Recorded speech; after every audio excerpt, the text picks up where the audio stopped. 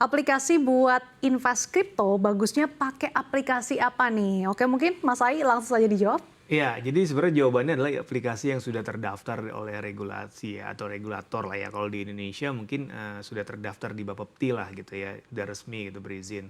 Masalah brandnya mau A, B, C, D ya silakan aja. Kalau sudah berizin itu kan secara pengawasan memang sudah diawasi gitu ya.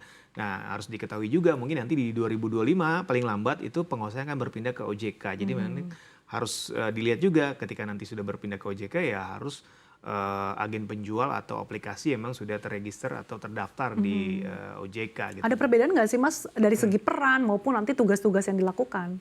Sebenarnya sama aja, cuma mungkin lebih diperkuat lagi karena dengan adanya Undang-Undang P2SK ini memang kebijakan pengawasan aset kripto dan digital ini akan berpindah dari Bapepti ke OJK gitu dan secara lebih masif lagi mungkin pengawasannya akan lebih ketat dan lebih bagus lagi harusnya ya karena memang semua aset keuangan yang lain juga sudah undernya OJK gitu. Jadi harusnya sih sudah lebih terintegrasi lah pengawasannya dan secara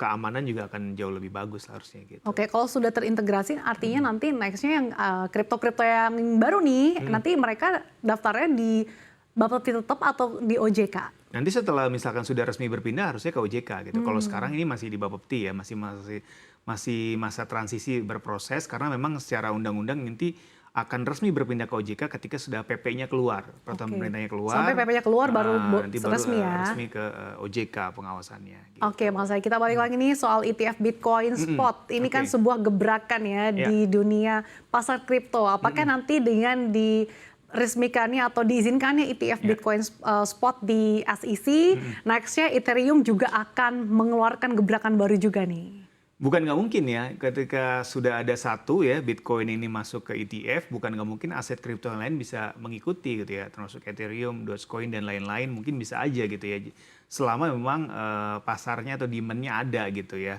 Karena Bitcoin ini kan memang salah satu aset kripto yang terdahulu ya, yang udah tua lah, udah lebih awal gitu, makanya secara investor juga sudah banyak gitu Bitcoin. Nah, Ethereum pun sudah banyak juga, mungkin nanti ke depan ya nggak menutup kemungkinan gitu ada produk dari ETF Ethereum juga. Apalagi dengan mengingat euforia yang sangat dinanti-nantikan ya betul. ETF Bitcoin Spot ini. Betul. Mas Ai, kalau terkait dengan Bitcoin ya, selain adanya Bitcoin halving, tapi pergerakannya apakah ini juga tergantung dari sentimen yang menyelimuti atau seperti apa sih?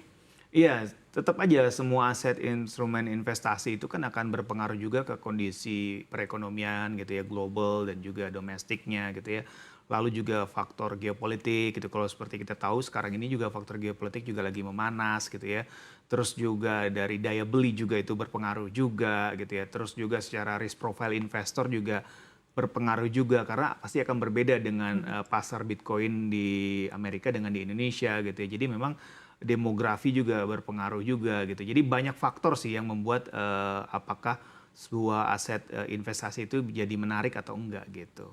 Oke, tadi dia gambarannya seperti apa, mulai dari pasar kripto hingga dengan adanya angin segar ETF Bitcoin Spot, tentunya ini akan memberikan multiplier effect lagi ya Betul. terhadap aset kripto tidak hanya di global tapi juga di Indonesia. Terima Iya. kasih Mas Ai. Tapi tahan dulu Mas Ai karena bagi Sobat Cuan nih yang baru saja menyaksikan Invest Time, jangan takut ketinggalan karena financial expert CNBC Indonesia Mas Ai Ahmad Hidayah akan merangkumnya nih dalam tips cerdas 5 menit. Langsung saja silakan Mas Ai. Ya, ETF Bitcoin Spot merupakan suatu terobosan yang banyak dinanti oleh para investor kripto di seluruh dunia gitu ya. Dengan diresmikannya ETF Bitcoin Spot oleh SEC di Amerika Serikat, ini menjadi angin segar bagi investor kripto khususnya Bitcoin. Kenapa?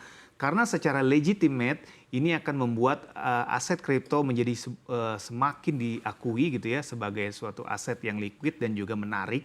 Apalagi bertepatan di tahun ini akan ada Bitcoin halving yang merupakan ajang 4 tahunan yang sangat ditunggu-tunggu oleh investor Bitcoin gitu ya.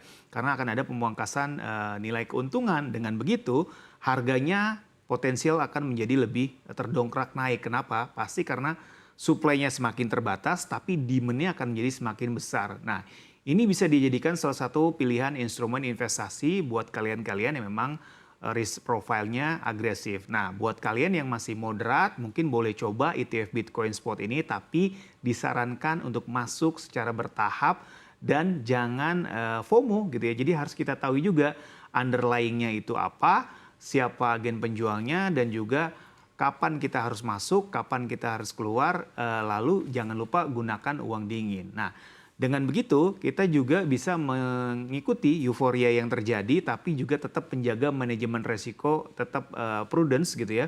Dan juga diversifikasi juga penting. Jangan sampai kita tidak melakukan diversifikasi, apalagi di tahun ini banyak agenda-agenda politik, banyak agenda-agenda ekonomi yang besar gitu ya. Dan ini menjadi suatu pertimbangan supaya kita semakin hati-hati lagi dalam memilih instrumen investasi, jangan sampai niatnya mau cuan malah jadi boncos.